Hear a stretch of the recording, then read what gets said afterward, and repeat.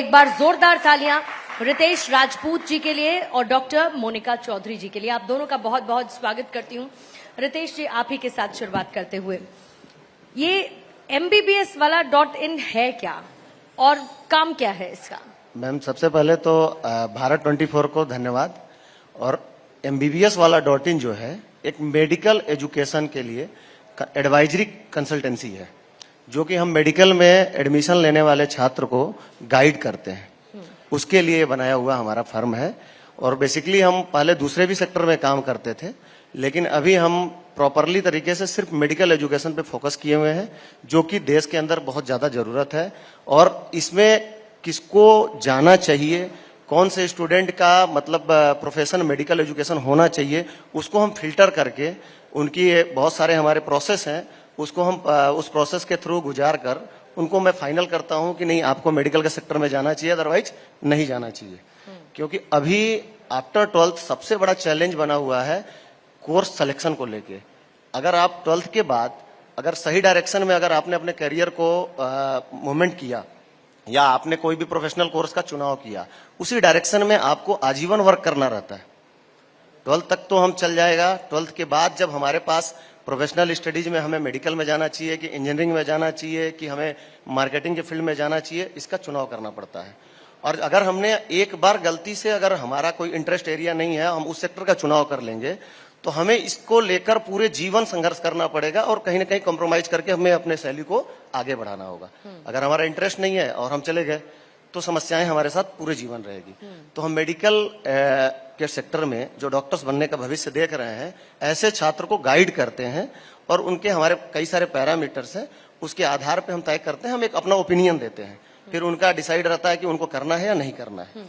तो उस हिसाब से हमारा एक फर्म सहयोग करती है मेडिकल के क्षेत्र में। और बिल्कुल गाइडेंस बहुत जरूरी है ये, क्योंकि कई बार आपको बहुत लोग सही बताने वाले नहीं मिलते हैं, और इसीलिए अगर ये आप कार्य करते हैं तो सराहनीय है। लेकिन डॉक्टर मोनिका, अगर मैं आयुर्वेद के हिसाब से समझूं, मैम को प्लीज उस तरफ माइक होगा आपका, एक बार चेक करेंगे।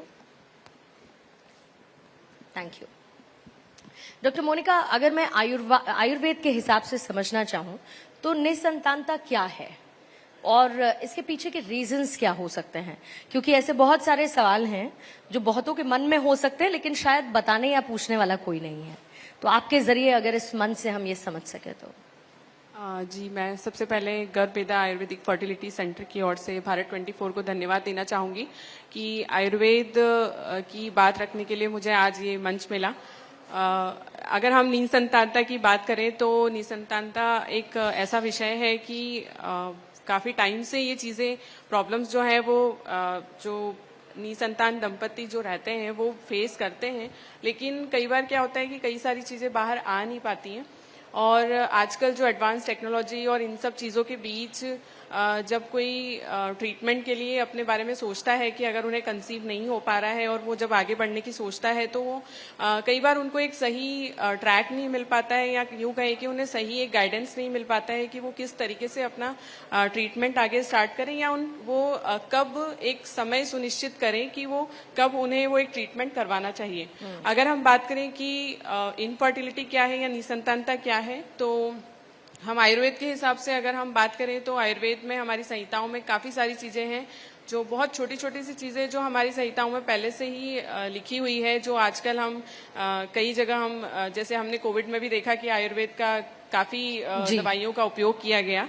तो उस तरीके से अगर हम बात करें तो संहिताओं में जैसे 4 चीज़ों से हम उसको मेंशन करते हैं कि यूट्रस से रिलेटेड रहा, ओवरी से रिलेटेड रहा, या मेल फैक्टर अगर कुछ रहा, तो उन सब चीज़ों के लिए पर्टिकुलरली अलग अलग चीज़ों पे हम लोग हेल्थ सप्लीमेंट्स का यूज़ करते हैं, जिससे कि उसका ट्रीटमेंट संभव है।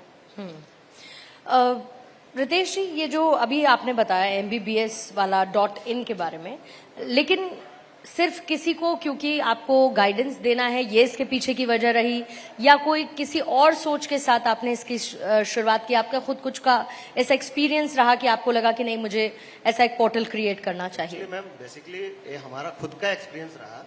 मैं एक सामान्य परिवार से आता हूँ, और मेरे घर में अगर बोला जाए तो पहले पास्ट हमारे घर में डिफेंस में लोग थे। हमारे बड़े फादर मिलिट्री में थे, आर्मी में थे, बाकी कोई भी ऐसे प्रोफेशनल स्टडीज के अंतर्गत कोई नहीं था।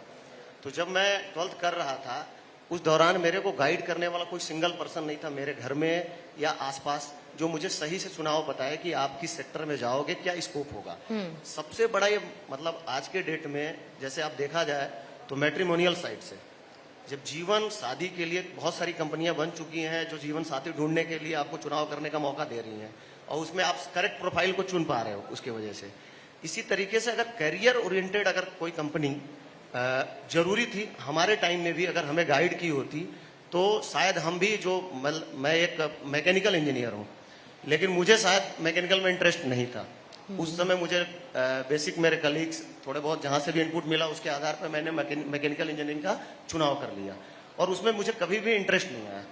पूरा मतलब ड्यूरिंग मैं बीटेक के दौरान मुझे कभी भी बोलते हैं इंटरेस्ट आए कि मैं इंजीनियर बनूं, अंदर से मेरा कभी भी मतलब उसमें उत्सुकता नहीं रहा जी। और कहीं ना कहीं मैं अपने कैरियर को सफर किया। फिर प्राइवेट कंपनी में नौकरी किया कुछ समय के लिए, उसमें भी मैं कुछ अच्छा नहीं कर पाया। मेरा इंटरेस्ट किसी और सेक्टर में था। तो कंसर्न ये था कि अगर उस समय अगर कोई मुझे प्रॉपर मुझे मॉनिटरिंग किया होता या मेरे घर में कोई ऐसा व्यक्ति रहा होता कि जो मेरी प्रॉपर बेसिक जो स्टडीज थी उसके आधार पे मुझे कोई सही गाइडेंस मिला होता तो शायद मैं अपने करियर में कुछ और अच्छा कर पाता। इसको देखते हुए मैं जब पढ़ रहा था उस समय ऐसे लगातार स्टूडेंट आते थे जिनको कुछ भी नहीं पता, बस उनको किसी ने बता दिया ये कर लो, कर लिया।